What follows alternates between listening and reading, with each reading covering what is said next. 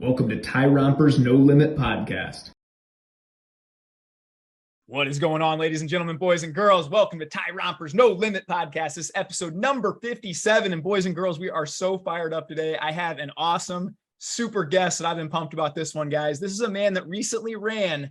This is not a misclick, guys. 62 and a half miles in one day. This is just incredible. I can't wait to get into that. This is a man that's just an absolutely awesome father, awesome writer. Sometimes he writes things that'll just stop you in your tracks, make you want to break them down. And a guy that I really just admire a ton and look up to. This is my awesome cousin, Brendan Todt. Welcome to the podcast, my man.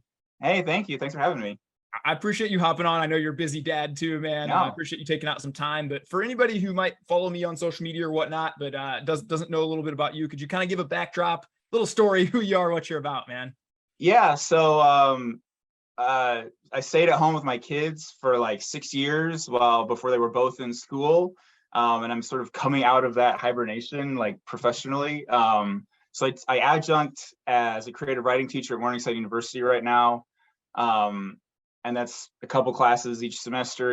It's flexible, so I can go get the kids, drop them off at school, get them, and do whatever else needs to be done around the house, or like all those other things that just like life comes with, you know.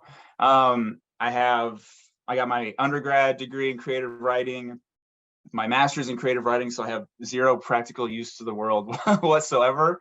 Yeah, so try to write a little bit. I was just in a class the other day and we were talking about, you know, like, if you ever want to be a writer, don't have kids. And I said, no, you should have kids, because I realized just how much time I wasted before I had kids. And then you have the time crunch. You're like, oh, well, now this hour or so I really have to take advantage of. So I feel like I have a much better sense of how much time means to me now that I have none of it. So yeah. That's probably because your boys are both young too. And I know I have a couple young boys and a daughter, and that's such a good point. You say, by the way, Brendan, you're really funny too. So there's probably a lot of times I'm gonna laugh on this podcast. Oh no, that's like that jokes too. But I think that's such a good point. Is before me and Annie had kids, we used to say, "Oh, we're so busy, and then I know. Dude, it's like looking Not back at all. on that, it's the funniest thing ever. Like our busy was like getting the mail and going to dinner with our friends. Yeah. A whole different. Yeah, now it's like we have at least something 4 nights a week for one or both of the boys. Yep. Sometimes that interferes with dinner. Sometimes it's early enough it doesn't. But yeah, you know, Fridays are basically always clear for now. But Jake is now 8 and soccer is sort of his thing. So now we've done outdoor and we're starting indoor, and just like, I think we're at the point where it's just going to start snowballing. And so. It's you're always on the go, man. So I guess that's a good thing to segue into. Okay, how do you train then to run 62 and a half miles in a day? And can you kind of, for anybody who doesn't know, because when I first learned about this format and this race, I was like, that is the coolest thing ever. Can you kind of tell people a little bit about this race, kind of how you got familiar with it, and then when you decided, hey, I'm going to go be a crazy person and run 62 and a half miles in a day? Yeah, there's sort of a few stops, without any of which I maybe don't end up doing this, but so I had kind of a rough few years, you know, like my dad was sick. He died in 2019. I did not handle that well physically, emotionally, and over, you know, a few years gained like 55 pounds. And so November-ish of 2020, we got a treadmill. It's like, I got to try to shed some of this. And so just kind of this general fitness thing. So that was November. By the way, by December, I already had to go see the ortho guy because my knee was just like, you know, I was like, oh, I can run 4 miles consecutive, 2-3 days in a row. And I was going for basically zero fitness to that and was like wrecking myself. But eventually I got going. In May, I ran 10 miles as a training run. I was like, oh, I'll try a half marathon in a few weeks. And that just kicked my butt. But then I found one in the fall. I said, this one I'll train for. And that went really well. And I also realized that there's probably not, I'm not your dad. I'm not I don't think I'll ever be a marathoner. And this is weird to talk about, but like, I just sweat a lot. And I carried 3 liters of fluid with me on that half marathon and went through basically all of it. And so to double that, that's wild. Either you have to like stop and literally change your vest, or take on. So I have done a marathon before, and it's like, okay, I'm like refilling a bottle for 30 seconds every aid station. So that's just not as much fun. So I thought, well, what's a kind of event that I could do? And I was listening to Rich Roll's podcast, and he had an ultra runner named Courtney Dauwalter on, and she's done this. And so it's called a backyard ultra. And the idea is you have 60 minutes to run 4.167 miles. And the idea of the weird number is that it's basically 100 divided by 24 hours. So if you do 24 hours and you hit, that's why you have the weird 4.1. I always wondered that, actually. So yeah. I always wondered like why 4.167, but that makes sense. Yep, that's the idea. And so you have 60 minutes, you run those miles, whatever time you have left, you can hydrate, you can eat. If you go a really long time, which I never will, you can sleep and do these power naps. And I thought, well, that's something that I could do, and maybe I could hit a marathon distance doing that. And I'm not going to really put myself in physical peril by, like dehydrating or just getting all out of whack like that. And so I did one as a test. So I kind of had the year planned. So November of 21, started thinking about this, signed up for a race in March. And they're not really races because it's not about how fast you go, right? It's just about going farther. Enduring. Yeah. Yeah. And so did one as a test run. My mom and your dad were there to sort of crew me. And I got through 33. And it's like, okay. And that was a test because it was a brand new format. It was weird. There were things that I had not yet mastered, which became clear to me. And so what were your big takeaways on that first run? Because to get 33 is still insane. That's over a marathon, right? Like, yeah. And I had done 27 in training. That was, man, so that was March. I live in Iowa, where Iowa, South Dakota, and Nebraska meet. So it gets cold. Yeah. And so I did like 27 miles on a treadmill one day, like in 4 mile. And yeah, it was just fun. So that sort of broke me mentally. But yeah, that was still about 6 miles more than that. And yeah, but the things I learned, I was so concerned about being dehydrated that I think I just drank so much that I became so full and sloshy that I couldn't take in any more nutrition or hydration. So I sort of bonked. And then it was a hilly course and I had done a lot of strength training. So my knees sort of gave out to where I was kind of shuffling sideways down the hills so that I wouldn't have to actually bend my knee. So that's kind of why I pulled out there. Because it was not a technicality, but like, I don't feel like, so the thing that kind of interested me about this is that you have to go inside and just sort of see how much you're willing to put up with. And that was really hard. And I remember before the last lap, like, I'm not ashamed to say, like, being in tears before I started that last lap, which would have been 8 to get to, that would finish to 33, because I knew that was it, right? Because I knew my knee just wasn't going to be great. And I started with, 15-minute windows, and then you get to 10-minute windows, and then you get to a 5-minute window. And then right before that, I came in around 56:30 maybe.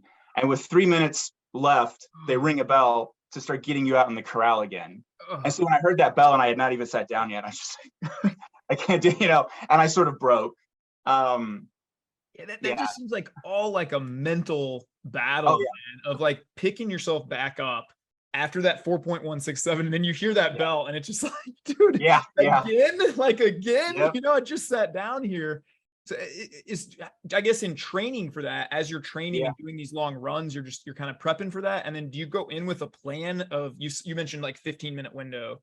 So, hey, I just want to run 10.5s or 10, like at that pace, kind of have that, is that as a metric or a goal? Yeah. So after I thought I was slowing down a lot, and a lot of this has to sort of do with, it's been a good exercise in humility and trying to let go of your ego. I'm not a big social media person anyway, but a lot of people post, their Strava stats or whatever, like, oh, I killed this like 4 miles, whatever. Like, no, my times are not good. And I thought I was going slower so that I could stack these miles. But in June, I got a heart rate monitor so I could try to stay in my zone 2 and realize that I was not. And so I came down even farther, and it's like, you just feel like you're shuffling. And those were at maybe 12-minute miles at that point. And then you sort of get faster, you get more efficient.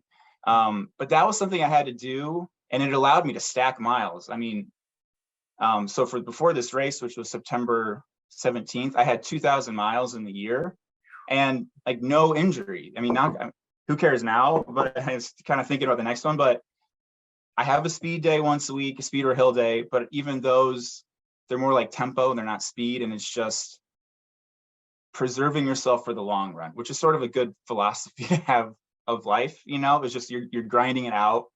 And so it's just always leave something in the tank for the next day, because you're not going to be able, because when I was training for the half marathon, I'd blow myself up 4 days a week, but then I couldn't really run the other 3. And I had some times where I'd go 14 days straight running, including a long run, just because, day after a long run, I'd go for a couple miles. That's cool. And I didn't need those rest days, even though I had some big mileage days. So man, there seems like a lot of parallels to life. And then even when you say that, it really strikes a chord with me, because I don't need to be the strongest guy or the fastest guy. Like my goals in fitness, I'm really open with this, are I want to be able to throw my grandkids and my great grandkids around. Yeah. That's literally my big thing, is just to, I always say the race isn't won by the fastest or the strongest. It's the one that keeps going. It's really cool. I think this challenge, I think that's why I've just loved following your journey on it, man. And it's so inspiring. I can't imagine what it's like, man, like getting in after your 7th leg, your 8th leg, your 10th leg, and mentally saying, all right, I got a 10-minute or 12-minute rest. And then we go again. And then we go again. And then we go. And I'm sure everything in your mind at that point and your body is probably screaming at you, hey, Brendan, all you have to do is say, I quit, and your pain can end. So how do you do that in the late stages, I guess? Like, how do you harden your mind or kind of tell it, hey, we got more to go, Yeah. So part of my, I run with earbuds in, but that's only because I try to keep my pace and my heart rate, so I know what those are while I'm going, but I don't listen to anything. So that means if I'm doing a 30-mile day, I'm not listening to anything for those, 6 hours, like whatever, wow. And so it's just getting used to that solitude and boredom, and that there's no escaping like what's in here, When I was on the treadmill this morning, I listen to stuff because treadmills suck. But yeah, if I'm outside, it's just, so it's the mental part just as much as it's not like I've mastered that, but that was a deliberate thing, was I'm not going to listen to anything. I didn't listen to anything this past one until I hit that wall, which was 54. And so you just get frayed mentally. And I don't remember if I actually said this to my mom and your dad in the tent or not, but in my head, I feel like I said this: I can't talk to you because if I talk, I'm going to cry. And if I start like weeping, I'm not going out again. And so the monster there was at 54, and it was just really hard. And so at that point, I did put some music on, and there was a group, so maybe there were 9 people left, and there were a group of probably six or so that were consistently ahead by a few minutes. And then me, and then a couple of stragglers who, by the way, were like 15 or 20 years older than me. But I was out, I was out by myself. And so that would have been 12, 13 hours. So 8 o'clock at night in what ended up being a rain/thunderstorm. And I'm like screaming, singing lyrics out loud to myself just to get over that wall. And then I did. And that was not my legs hurt. And the worst part was actually the beginning of every loop at a certain point, because you just shuffle, you can't really get going. Once I got a mile in, you sort of get into a rhythm, and it's better. But the first part was always bad. And so whatever it was, the wall or the monster, just that doubt was there at 54, and I came back and 58 was good. And I just said, I'm about toast. I know I can do one more if I put everything into it. So if I do it, I want to make the cutoff, because you can do it, but if you make it in 60:01, it doesn't count. Man, so that is such a cool format. So for the 15th lap, I said to the crew, I was like, I'm gonna do this, but this is not how I envisioned it to go, but like, this is gonna be the last one. I wanted to finish out on the trail and not make cutoff, which is much easier to say than do, because you just get in your head. And so I went out there and I gunned it, which means I ran 12.5-minute mile for the first 2 miles. Yeah, but you're on mile 60. I was running a 4-minute mile because I thought, if I'm going to put myself in a position to finish, I've got to go out hard the first couple miles. And then, because the way the course was, you had to do some walking up inclines and in a foresty spot, and then you just get tired, every 4. And so I wanted to leave myself room to get some of that walk jog in. Wait, this isn't like a flat course? This isn't just this one was pretty flat. The St. Louis course I did in March was hillier and I chose this one because it is pretty flat, but there's still, when you're that tired, anything walking up your driveway is, it's insurmountable. So there were a few parts there, and like a quarter mile through the sort of, I almost said jungle trail, a forest trail, which is not, the footing was not too bad, but it's dark and it's been rainy and you're not really picking your feet up. So you kind of have to walk at that point instead of buying myself that time. And then I still came in with just right around 56. And again, they start calling you in, a minute after you get in. It's like, I'm done. But yeah, 62. So it's just, dude, I gotta give it. It's just like an amazing. Like I remember thinking, I was talking to my dad, and I had wished you luck and stuff going in, and I mean, I just remember thinking, like, dude, you did 33 the time before. Like, even to get 40 would just be insane. Like thinking about 40 miles in a day, like that's pretty wild, man. And then to hear that you did 62 and a half is just. I mean, I wanted to get that crazy. 60, that next loop, because then that would have doubled the previous one. But I sort of made the bargain with myself that if I'm going to go out hard, I just sort of blew my legs up. And I really, it's very possible I wouldn't have made cutoff. It sounds like it if you made it in 3.5 minutes left, maybe you don't. If you don't have that kind of, I feel like your body and your mind always know there's so much to unpack there. One thing. And so, go ahead. No, well, so, and from 58, so from lap 14 to lap 15, I didn't sit down because I had so little time. And so I said, again, this was like the crying thing. If I sit down, I'm not getting up. So we just sort of revested me and like, but this is probably it, but I felt proud because that would have been easy to sort of give that up at that point. But I knew I could do that. And I also sort of knew I had a good excuse that if I ran it hard, no one would sort of blame me if I didn't come in. Because I didn't. Yeah, it's like really cool. And I am proud of it. But it's like, could I have done one more? Like there's just that part in there, because the plan was to just not make cutoff eventually. And I feel like I sort of copped out on that. But it sounds like you left most of it out there, man. If you're getting back with 3 minutes to go, the thought of after 62 and a half, taking literally no rest, just chugging a quick water and then going back out and trying to duplicate that. I mean, I've never obviously been in that situation, but holy cow, I can't imagine that situation, man. That just sounds like your body at that point was just screaming at you, hey, we've pretty much given everything, Yeah.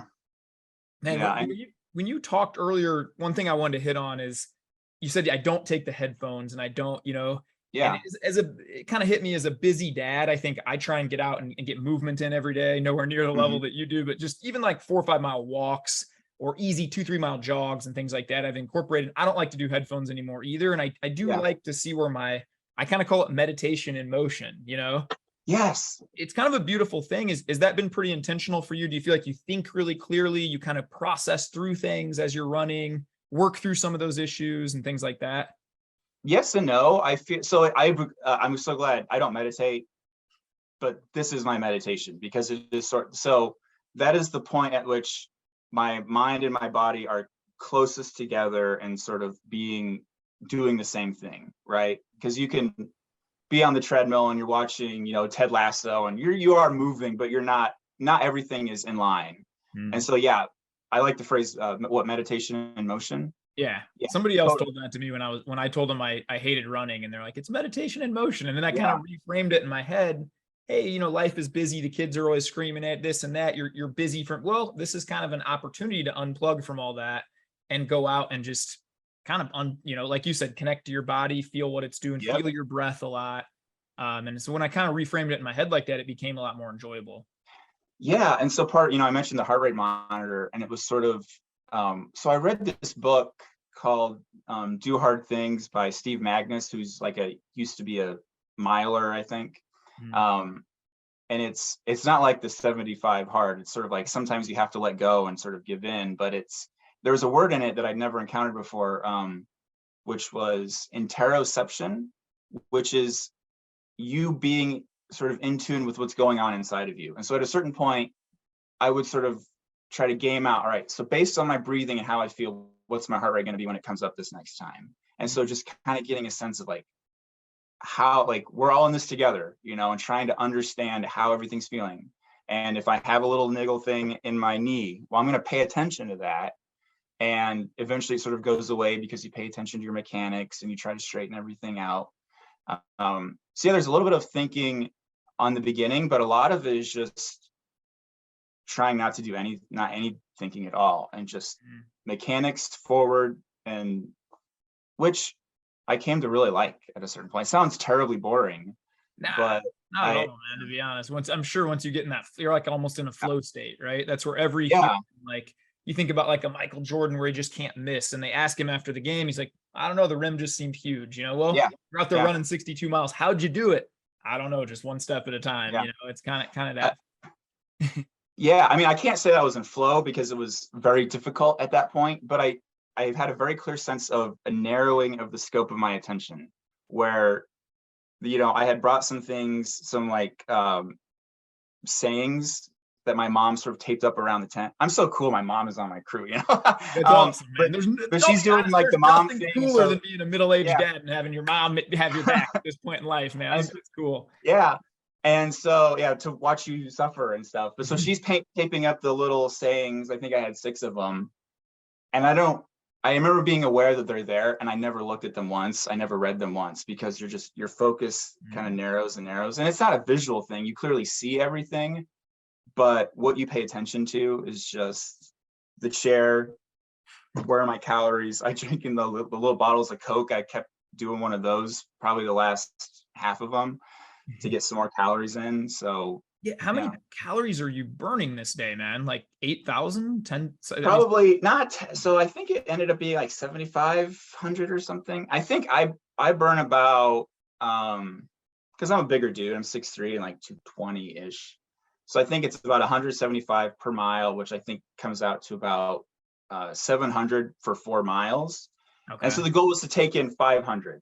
So I have a little liquid nutrition that I keep pretty densely mixed. And then I had, you know, sort of gummies. DJ made me some banana bread. I had strawberries. I had just random stuff, Cokes to just kind of pound every once in a while. So man, that's just, it's truly incredible. But that was as big, like, I feel like we executed that pretty well. And knowing what you're going to do and what you can do. And I said to both of them, like, hey, if it looks like I'm not eating a lot, that's okay, because on one of my training runs, I sort of binged because I felt like I just needed to. And then I felt terrible. And like the whole run, and like that was hard to overcome. So like, if we get into a little bit of a deficit, it's fine. I'll make it back gradually, but I don't want to gorge myself because you just feel bad. But yeah, it's like in the March race, the knee and the hydration and the nutrition stuff weren't all in my favor. And I worked at Olive Garden for a little bit, and they had this saying, you want to set your team members up for success. And the goal for this race was to set myself up for failure, so that when I stop, I know it's not nutrition. I know it's not hydration. I know it's not an injury. It is, I have nothing left to give. And I got there, you know, and that was cool. So you kind of wrung yourself out, and that's that. Yeah, that's an amazing thing in life too. I think to get to teach your boys this, I think that's such a neat thing for them to watch dad kind of put it all out there. And like, you know, I think that's one thing I always look back kind of at my childhood. My dad was like always training for marathons or doing these things. And it inspired me even as a young kid. I don't even think I knew it yet, you know, but to see him kind of always pushing himself to do these great things. And I think it's cool that your boys are looking up to you. You know, you're their hero, right? And they're going to see dad's out there leaving it all out there. And then even what you said is a cool lesson for them that, hey, it's not a failure if you keep going, right? Like I tell my daughter and kids all the time, I fail every day, man. You know, I'm just learning ways to not do something, you know, like and that's a cool lesson. I'm sure you learn a ton about yourself when you do something like this, man. It's just got to be like incredibly eye-opening. Yeah. I mean, if you let me nerd out, because I'm like in English, I teach English and stuff, and there's this book, Heart of Darkness, which it has lots of problems now because it comes from, 100 years ago, but it's about this guy's journey up through Africa to meet this guy Kurtz. And if you've watched Apocalypse Now, that movie's basically based on that. And so Kurtz is sort of like this figure that's gone crazy, and Marlowe's the guy that has to meet him. And Kurtz is he's called the chief of the interstation. And so it's not, okay, he's in the jungle, but he's actually like, Kurtz is the figure in you. And so I just kind of imagined all of this as like, this is my journey up the river and I'm meeting Kurtz. And in Apocalypse Now, I've got the quote here. Martin Sheen plays the Captain Willard, who's supposed to be the Marlowe character. And I said, part of me was afraid of what I would find and what I would do when I got there, when I met Kurtz. I knew the risks, or imagined I knew, but the thing I felt much stronger than fear, was the desire to confront him. And that's what, like, so mile 54, that was confronting Kurtz, you know, for me, in the stupid metaphor. But that's, and it's not defeating him. It's not defeating him, because in the movie they kill him. In the book, he's just sort of dies slowly on his own. And it's like, okay, you're here. I'm gonna be carrying you with me the next 8 miles, and we're in it together. You're never really, well, you can push that figure farther and farther away, but you're never really defeating him for good, forever.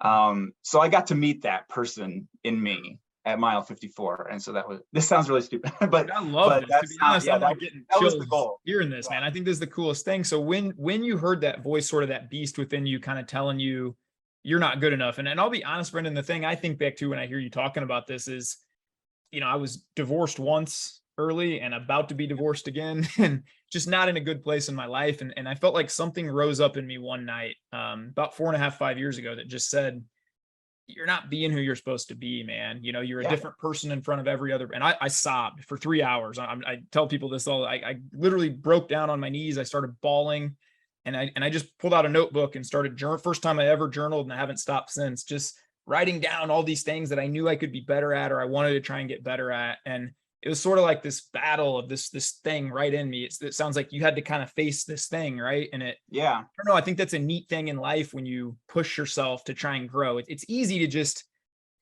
be overweight and watch Netflix every night and escape. You don't get any feedback from Netflix, right? But you get feedback when you're trying to run 62.5 miles in a day. You get a lot of feedback. And so you have to deal with those things as they come. And I think that can prepare you for other areas of life that don't seem as hard now, probably, to you, when you overcome things like that, right? Yeah, and I think even more, so that day was like really cool, and I'm very happy. But before the first race in March, really nervous, partly because it was brand new format. I'd never done it before, but also just really nervous. Yeah. And I was really worried this time because I had no nerves really whatsoever. I'm like, what's wrong? Am I, you know, have I tapered too much? But I just knew, okay, you put in 2,000 miles in 9 months, basically. Like, there's really not, you were still able to be a dad. You were still able to show up to class on time and grade your papers and be there for students. You haven't neglected those parts, really, because I get up really early in the morning. So reasonably, there's not much else you could have done. And what's going to happen is going to happen. And so regardless of, I think it's 2 accomplishments, because I felt really good on the Friday before that Saturday, because there wasn't, I don't think there was a lot, like some more strength training probably, and eating a little bit better. But for the most part, like, the work had been done, and what was going to happen was going to happen. And then the day was its own sort of accomplishment. I read somewhere, cool. I subscribe now to like Ultra Running Magazine. You should not think of it as much as a race where you have these goals that you might potentially disappoint yourself, but it's just a celebration of what you've done already. And this is a chance for you to showcase it. And, you know, I love that. I even like that mindset shift when I'm working out. Like, I always try and tell people, man, you don't have to go to the gym, go for a run. You get to, like, it's a gift that your legs work, that you can go out and walk, dance, or do it doesn't have to be a torturous hour on a treadmill, or, you know, like my wife hates lifting weights, but she loves running. You know, I'm not great at running yet. I'm trying to improve, but you know, I like going to lift weights or shoot hoops with buddies or throw a Frisbee around, just some kind of movement to get yourself out and going. I think that's a great reframe, and something people could take away to, if you wake up and, you know, just to tell yourself, I get to do this. That's a blessing. There's people every day laying in a hospital bed that would give anything to be able to go for that run, or go for that walk, or go out and get some movement in. That's a really powerful reframe, I think. Can I nerd out again? Yeah, dude, I love this. Come on, 'Cause man. you were talking about I'm a statistics poker guy, so I can do this stuff all day. Well, Too. it's not. Yeah, this is English nerd stuff. So I'm going to quote some poems, a poem to you. But I legitimately had chills a few times because of that. Because you're out in the morning, and you see the deer out, or you see the turkeys out, or you start to see the crest of the sun coming up. And there are these few lines from a poem, series of poems called "The Dream Songs" by this guy John Berryman, and it goes, "Life, friends, is boring. We must not say so. After all, the sky flashes, the great sea yearns, we ourselves flash and yearn." And it's like, yes, we ourselves flash and yearn. It's like nature does these things. We do I'm getting chills now, but like sometimes you're out there and you think of that and you're just like, it's one, it's talked about closing the distance between mind and body when I'm on the runs, and also kind of hokey, but closing the distance between you and like your surroundings and, nature, or even if it's the high V that you're running behind or whatever, but like you're aware of your surroundings more. I think that's so huge, and a point I kind of want to bring up here too, and kind of see what you think about it. But when you were in kind of that lower point, I think both you and I have gone through seasons of life where we had like noticeably lower points, right? And yours was, for anybody who's watching this, probably not from Central Illinois. Brendan's dad was just a legend in the Central Illinois area. I mean, they have basketball tournaments named after him, sports complexes named after him. And so when he passed, I know that was such a hard thing, man. And, he just meant so much to so many people. And so when you say didn't handle it well, but how do you handle something like that well? I don't know how you do that. You just have to kind of process through as you go, but to kind of pull yourself up out of that and to use fitness sort of to get yourself out of that. I see a lot of guys who go through these seasons of life where, hey, maybe it's fired, maybe it's a divorce, maybe it's alcoholism, whatever it is, right, that's holding them down. And I think fitness can be that catalyst to kind of call it like a gateway drug almost. It can start to improve your body a little bit, but then also your mind a lot and your spirit a lot, and can take you to these different places. What would you tell a guy out there maybe listening that feels like they're kind of trapped in a low place? They put on a lot of weight, they're not confident or feeling good about themselves, or what advice would you give to somebody, or how did you pull yourself out? Just kind of move forward. I don't know.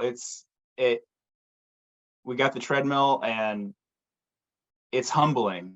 You're going to want to say, I can do 4 miles, but then how are you going to feel the next day and the next day? And so what I've learned from this whole thing is just, it's longevity, it's durability, and of the body, but also of the mind, because if you're setting yourself up for, I went to do 5 and I only did 2 and I'm such a failure, like you got to set reasonable goals. And maybe so today is a huge success for me. I ran 2 days in a row for the first time since this event. Nice. Because I felt so like, I feel normal day to day, and then I run, I'm like, oh my God, this feels like I ran a half marathon, and I ran 3 miles. And so that was humbling, but I know where I'm at. And so, okay, I'm just going to take the dog on long walks. And that's what I'm doing for these 2 weeks. And it's hard because you have this sense of, your ego tells you should be here and you're not. And I don't know. I'm not an advice giver. I feel like you're such an inspiring guy. Actually just do it, and you're not going to do it right. I'm giving a little talk to the English Honor Society people, and it's about failure. It's just like you don't learn from ever doing it right. So your goal should not just be, that's right. Yes, I'll do it every incremental. No, I arrived at this incrementalism because I sort of messed up along the way, and you've got to do it. And you've got to, if that thing does not present its own challenges and setbacks, you're not going to learn anything from it. And you just give it a try, whatever it's going to be. Keep going forward. Yeah. I like that. Those small steps, and they add up. And walking. So that was a hard thing before the March race. I incorporated walking into my regiment because I knew it was going to be hillier. I knew I was going to have to walk, and just trying to get used to that. And that's humbling, because I had what I felt was a pretty good half marathon for someone who's not really a runner at that point, and was 37, and but you just, I don't know, you're going to take your lumps. And just like everything, you kind of got to keep moving. I don't know. That's terrible advice. No, I like that, man. And I think it's so true with anything. My first business I started, no one's heard of because I worked a whole year on it and it didn't go anywhere. Yeah. Failed on it. And then that, that you learn each time though, right? And everything's like that. I think fitness is no different. And I think it's just keep getting up. And, we even talked a little bit before we hopped on the stream. And this is something Annie and I talked about last night, was that ego. Yes. I'm pretty open with it. I was really hardcore about 75 hard. We were doing it together for a while. Oh yeah. And I even admire you a lot because I think you realized about halfway in, hey, this is not beneficial in my training. I can't do the second workout on a day where I've got up and ran 24 miles in the morning. That just sounds ridiculous to say, like it's just not practical. And I ended up stopping at day 72. And I think there was a part of me that felt really guilty about that and really like, man, I'm this fitness guy. I should say what I'm going to do, but it just wasn't serving me at the end. It just was, my body was broken, my shins, my everything. And so I just made that choice.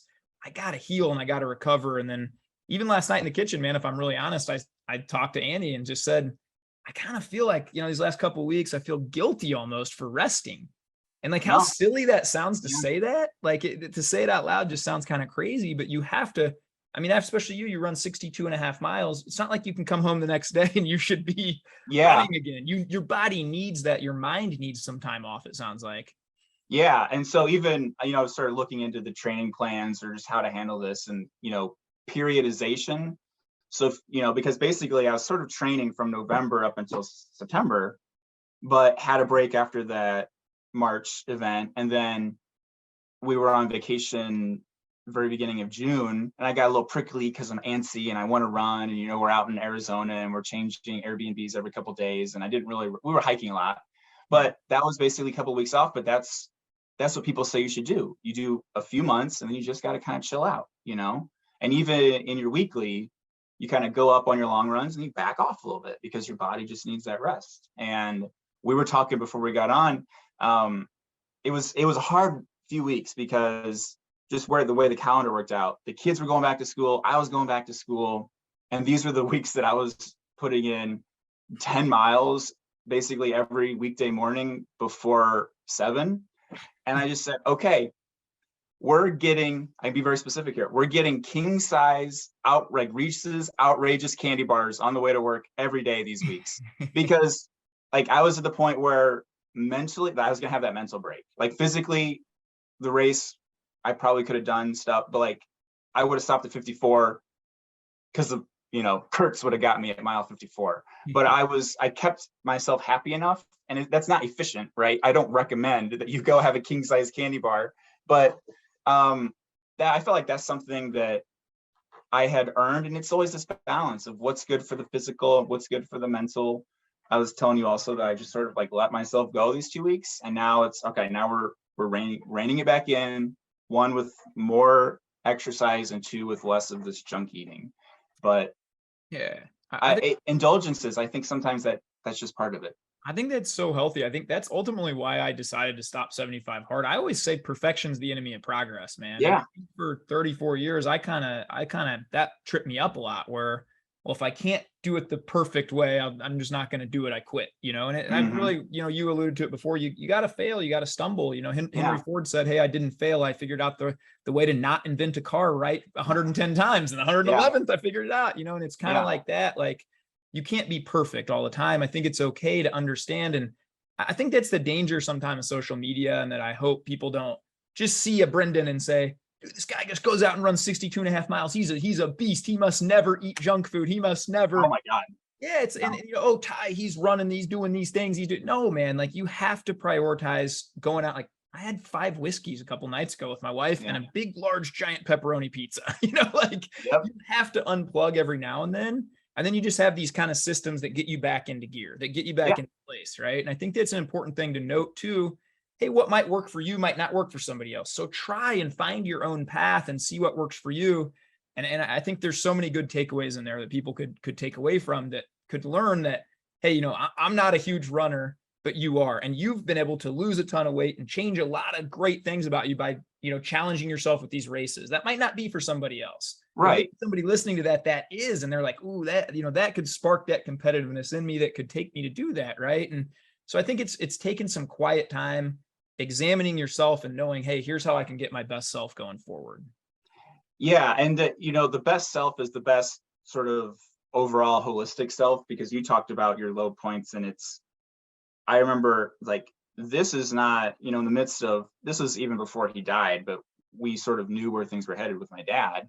And it's like, well, I'm clearly not being the dad that I want to be right now. Like, forget the 30 pounds I'd gained at that point. I'm short with everyone. And that's one of those things where, I was doing things poorly. I don't know, honestly, like in that situation, that's hard. I try not to judge myself too much for that, because it's a tough situation. I'm sure there are things that I could have done better. But having come out the end of it, it's like, that's a place we should not arrive at. I had a rough summer with the kids, to the point where they're probably doing some childcare next summer at parts. But I felt like I was as calm a dad as I could be this summer, and I was not contributing to any of the drama, right? So like, okay, you can have your tantrum. I'm going to try to be calm in a way that when my dad was sick and stuff, you're going to do this. Well, I'm going to put more fuel on this flame, which never helps. And so the physical thing was sort of getting out of hand. The emotional stuff was sort of not where I wanted it to be. And the one helps the other, it really does. And it's, I was just up in the English offices yesterday, and couple people talking about exercise. I said, yeah, that's why I do it in the morning. So when I come to class at 9:15, I'm like juiced up. By 2:00, maybe I'm tired, but in that window where I want to be sort of on, then I'm on, because I've done this thing that wakes me up. Yep.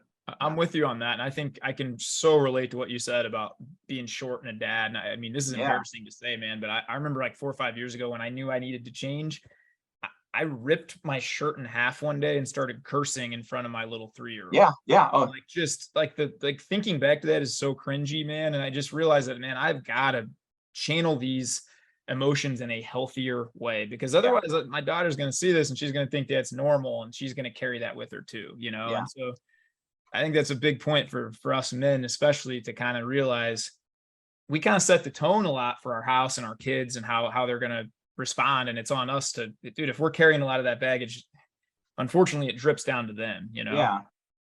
And I have just more contact with the kids. And so if that's the example I'm setting, then that's pretty bad, because I was staying at home with them. And and it's just, and you've got to carve out time for yourself, which is what I was learning, because not only the stuff with my dad, and also like I had been refereeing a lot and couldn't, just because of schedule wise, because that required me to be gone. And the childcare thing was sort of a problem. So this thing that I had was gone. And so I didn't have that outlet. And like, you've got to, eventually I found an alternative to sort of take care of me, to have some interest that I could sort of put myself into. And that is not an indulgence like the king size candy bar. That is like a necessity, right? So whatever it is, maybe it is exercise. It's kind of what mine is now, but whatever that thing is, if it's, I don't know, cooking or knitting, or like whatever, stamp collecting, I don't know, do it. Got to have it for you. Whatever is going to release some of that stuff. I got a buddy here in town who, he works out a few days a week, but he goes and plays the drums for an hour, and that's his time, not the kids, not his wife. His time is playing drums. He loves it. He's played in bands, and I think you make every guy needs that, and that's why I get up before my family every day. Yeah. And I try and I journal a little bit, read, talk to God a little bit, and then I get a little movement, whether that's even just a walk some days or whatever it is. But I feel like, then by the time they wake up, I can be my better version and not be that like 0 to 100 guy, Yeah. Yeah. That's awesome, man. I love how you kind of use fitness for that kind of same thing too, man. That's pretty huge. But what's kind of some future plans, man? Do you have, I know you're just off this, like, no. So this is the question I hate, when they like the team wins the Super Bowl and they're like, what about next year? Well, in March, the next day, I thought, why on earth did I do that? I'm so glad I didn't actually sign up for the September race, because I'm not doing it. It would be stupid. You thought about running one in September again?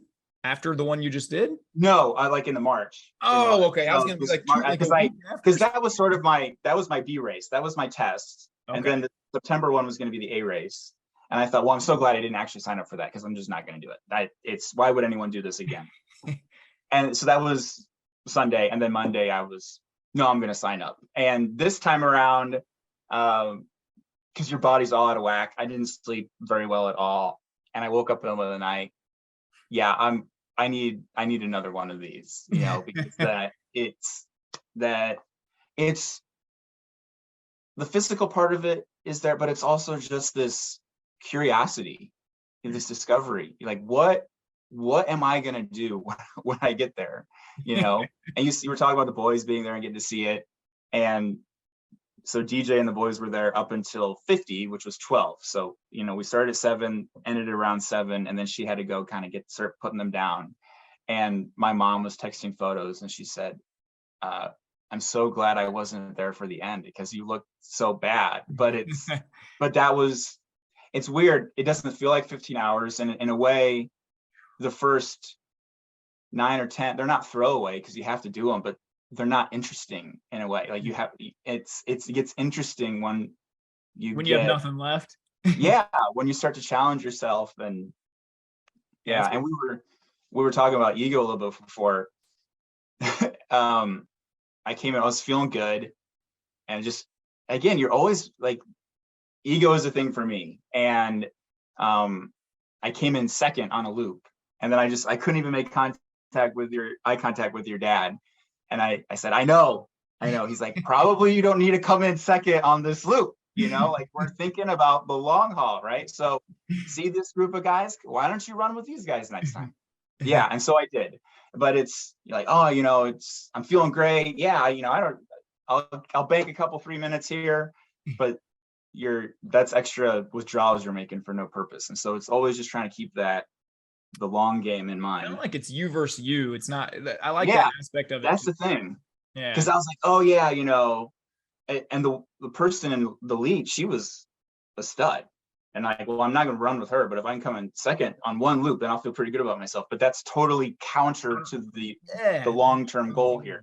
And even I've been mentally preparing myself for this for months, and I still fell into that trap, because you're in the moment and it's like, I'm just going to do this. And you're being an idiot. Stop. Well, I'm into a 19-year poker career, and nothing trips me up more than ego and thinking all I got to do is show up and I can beat these guys. And every time I think that, I get slaughtered, man. So it's I think it's like that with everything in life. My dad's a good running coach and he's a pretty wise guy, man. And I'll never forget the first race I ran. I knew I wasn't going to be a good runner because this is the time where my dad was running marathons and in the best shape of his life. I think I was probably 10. And we ran the Abe's Amble. It's like a 2K run. Yeah. We take off and I sprint. And my dad's yelling at me, slow down, slow down. And I remember just being this cocky 10-year-old. And I'm like, you just can't keep up. And my dad's like laughing at me. He's like, I could go 20 miles at this pace, but you can't, So there's 500 runners in this. And we turned the loop at 2 miles. And I'm in 8th place at 10 years old. I ran it in 5:05. You want to know what my next mile was? 13 and a half, man. My dad was so right. But it is your ego. You think you can keep doing these things. And it's always good to kind of audit yourself and put yourself in a reality check, man. I can imagine that this really does that for you and humbles you in ways that you just can't imagine until you do it, Yeah. Are you going to set a goal for the next one moving forward? Hey, I want to beat 62, or is it just more, hey, I want to do the best I can do. I'm going to train XYZ. Yeah, it's sort of, because of the condition. So I told your dad at one point, it's hey, they were predicting at one point 87 degrees. And, it was raining and we had a legit thunderstorm by the end, but we probably didn't get above 73, 75. And the rain cooled it off. So I turned around, I said at one point, if I'm going to go deep at some point, today's the day. Everything's sort of conspiring to my benefit, because the heat just gets me. And so you never know what those variables are going to be. So I'm thinking about, I thought, well, I'll do one in May. I've already been looking, and I'll do maybe the same one in September. But May to September is only 4 months, and I didn't run for 2 weeks. And I'm pumped because I ran 2 miles yesterday and 2.5 miles today. So I don't think I really took into consideration what the recovery is going to be on a real, because this really tested me in the way the 33 didn't quite. And yeah, I think I won't be able to make that decision. Oh, whether I'm going to do at least one, but I'm not sure if I'll do two until I kind of have a sense of how the recovery goes and how much time I really need. Makes And sense. okay, and once I'm sort of recovered, can I like jump back into an 8 and 10 mile day? Or is that sort of like, you have to just work up from scratch? And I don't know that yet, but I want to do one. And it's just going to be trying to find one that's sort of flat, kind of close-ish, which around it's a cool format, but there are not a lot of them. So I had to go, to St. Louis, which is about 8 or 9 hours in March. And then this one was 6 hours. And how many people did the one you did, man? So in St. Louis, that was 60 some. Wow. And, I did 33 miles and I felt, pretty good because that was a new PR for me. And I was 51st out of 61, and so talk about humbling. And again, it's, whether you think it's age or gender, and you just get destroyed by all these people, Running is humbling like that, man. Yeah, any race I've run, like I'll run, I run like 15Ks and stuff. And at mile 6 or 7, and you get passed by this like 60-year-old lady who's just trekking by you, and you're like, what is going on? What is going on here? But it's very humbling like that. Yeah. So actually, when I was running things that were more oriented towards speed, I would always notice that the men would pass me early in a race. And it's the women who would pass me late because they've been pacing themselves. And I hate to generalize, but I noticed it, and then I kept an eye out for it in future races, and that's the trend that I saw. And I don't know if it's sort of this machismo that, like, 10-year-old Tyler and my kids who just did a little half-mile thing this weekend, we got to come out the gate hard the whole time. And so the goals, I don't know. It's even the training days. It's sort of, all right, well, my heart rate's weirdly high today, so we're just gonna really take it easy. So I kind of have an idea each day, and the race is just, you never know where Kurtz is going to show up, I guess. And I don't know where that's going to be. What a stupid metaphor, but I mean, I don't know. So I ideally go farther. To be honest, if I speak it out loud, 100 at some point would be really cool. I don't know if that's possible without, sort of neglecting my family and my sort of. Yeah, but maybe as your boys get older, that gets easier too. Yeah, because that was the thing. So the race director would come in, and when everybody sort of rang the bell, which is your way of tapping out, hey, did you have a PR? I say, yeah, by 29 miles, and you really can't replicate this thing. So, I'd done some 30s, and I don't even know if I would do that again, because you just kind of have to have this baseline fitness. And I don't know if those wore me out more than I gained from them. I did those more for mental toughness. But having done these things, I don't know. And it's just what you can do that day, because I really just suspect it's possible that I could have done another one. And I don't know. It's at least 50-50 that I don't make the cutoff, but I don't know. So it reminds me a lot of when I hear you talk. I got a chance to talk to this really cool dude, Boyd Myers, who runs ultras like a couple of years ago. And he had this saying that really hit me hard. And it reminds me a lot when you're talking. I keep thinking about it, where he pictures himself like a 90-year-old guy on his deathbed, right? Yeah. And then he pictures himself like an 8-year-old boy. And he has this thing saying like, hey, man, remember when I was 38 and I gave it all I had at 62? Yeah. And the old guy's like, yeah, man, I was so proud of you. Like, that was a good year. And he's like, but then I don't want to make him like not proud by just stopping. So I kind of want to keep going and then tell myself, hey, remember that next year when I got 76? Remember when I trained for 3 years to get 100? So that's the thing. And it's not achievable probably next year, but if it's a couple of years, and this will not be a long-term thing, but I do want to kind of invest a couple of years in it and see what happens. And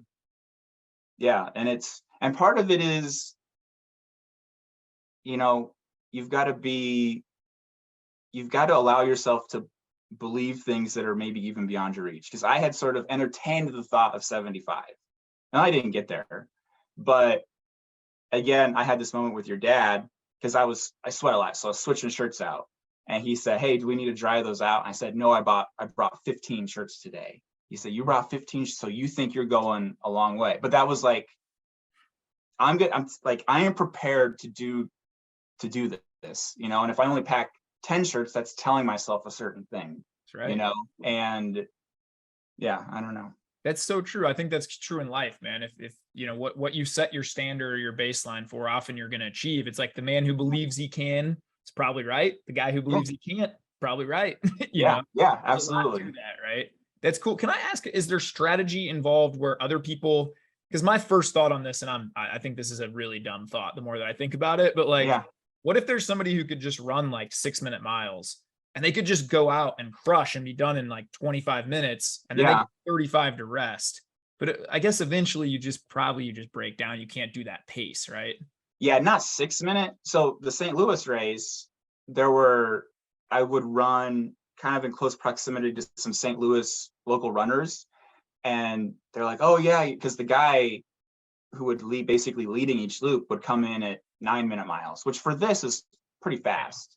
Like, oh yeah, I'm running 9-minute miles, but how long will I last? Well, he won the thing at 104 miles.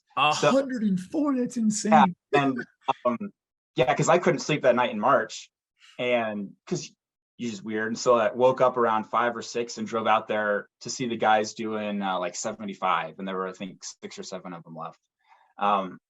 But yeah, so that's one thing that I'm going to work on now is speed, because I know that if I were told I had to do 4 point whatever, but I didn't, and I had a 65-minute limit and not a 60-minute limit, I could have gone out for that next one, I think. And so it's okay. So now can we start with the speed and strength so that the cutoff limit gets pushed a little bit farther back, you know? Yeah, that makes so sense. that would be like my strategy now. And that's just sort of with still trying to keep it slow and just with volume, hoping that I am able to get more efficient and take some time off that way, and with a little bit of speed work here and there. But Well, I can't wait to see where you go on the. I mean, I remember just like getting text updates from my dad and seeing, sending me pictures and stuff as you're running too. It's an amazing thing, to be honest, man. To think you can push your human body to do 62 miles in one day is just wild, And it's not prohibitive. It sounds kind of crazy, but I mean, like if I were to stand up here in a shirt like you're wearing, which I will not do, I do not look like you. I mean, and I really do not look like a runner. I've certainly trimmed a lot of weight, since November 2020, but yeah, you don't have to look like that lean, mean running machine to accomplish some of these things. And you sort of knew me growing up, I was never that great athlete, and so if you were to catch me at 12 and say, hey, Brendan, you're gonna do this thing when you're 38. But and it's I teach at a college, and everybody thinks, well, I have this major, this is what I'm going to be doing when I'm 45. Sorry, like maybe not, and that's not a bad thing, right? You're going to be reinventing yourself, right? And that's just kind of what's fun, is like I would have never contemplated this, and it was just I felt like I needed some challenge, and this is the one that presented itself and sort of suited it toward my needs and my abilities. And yeah, I kind of like, well, let's give it a try. It's awesome, man. Well, I think a lot of you inspire a lot of people doing it. I'm one of them, man. And I think it's cool too to, if we judge it, I always told my wife this when I was working at the bank. If you judge a fish by how well the fish can climb a tree, you're going to think that fish is a failure, But if you put him in water, he's probably a good swimmer, right? And, to compare anybody's physical or mental or anything, that's so silly. I admire the heck out of you. I feel like I can draw strength even when I'm out on a silly little, this is going to sound funny to a guy like you, but a 3 or 4 mile run for me is a long run, to be perfectly honest, at this point in my life. And I'll think, man, I can channel some of that inner strength. I can channel some of that from a guy like you. I think it's neat that, I'd rather just see somebody doing amazing things and how can I learn and apply and just admire them, as opposed to compare. I think if you spend your life comparing, there's always somebody richer. There's always somebody better at this or that, or, it's trying to teach our daughter that right now, that it's not, school isn't, oh, well, this friend got this grade and you got this grade. It's just, did you do the best you can do? That's it. The game stops there, to be honest, so that's cool. Yeah. And if we're talking about ego again, I mentioned like, I don't have those Strava social media worthy workouts, and you get out on the trails And it is humbling when these older folks are just cruising right by you, and you kind of have a sense that they're coming. And there's part of you that says, all right, like, I don't need to go I don't need to run an 8-minute mile at this point, but I don't want them to catch me. But that's not that's the plan, and it's like, all right, good morning, how you doing? But it's a little bit liberating to let go of some of those things, and yeah. And I don't know. My dad always says, the coolest thing about getting older, you do lose some testosterone, but you get a little wiser. I've noticed that, man. Like, yeah, the 23-year-old me would just not allow somebody to pass me, but then I could only go an extra few hundred yards and I'd burn out and I need to walk. And where you get older and you just realize, again, you're running your own race. It's not, you just want to be the best you that you can be. And so for you to be the best you can be, it's running these races, training, being that present dad, being that locked in husband, being that great teacher for your students, whatever you're doing, it's in that lane doing it. It might look totally different to somebody out there listening who's running $1 million company and that's their focus. They don't have kids. They don't understand some of the things we're talking about, but that's their lane. That's what they need to focus at being great at. And seasons of life too. Maybe in 5 years, you and I are in different places. Who knows, but that's the joy in the journey, man. You kind of see where you go. Yeah. Well, speaking of fatherhood, I got about 2 minutes left because I get to help my wife. Our kids are taking off here in a few. I get to help my wife load up. So I always try and keep these like 50 minutes. We're well over an hour. I just that's fine in these stories, man. But I appreciate you so much taking time. Any kind of last words or anything you want to say to anybody out there listening, my man? Just try stuff. I teach creative writing. People come to me, I don't know what to write about. I can't help you. Now, if you show up with 2 sentences, we can work with that and we can find a story in that, but you got to put a couple sentences down. I cannot put that in your head. But once you have something that you have put down that is yours, then you can sort of nurture that and we can pull something useful out of it. But you've got to make something first. And that's hard and intimidating. And with writing, it's a blank page and it might just be, oh, it's the treadmill. I don't want to do the treadmill. Or maybe it's like Annie with the weights. I don't want to do that. But do that first little something.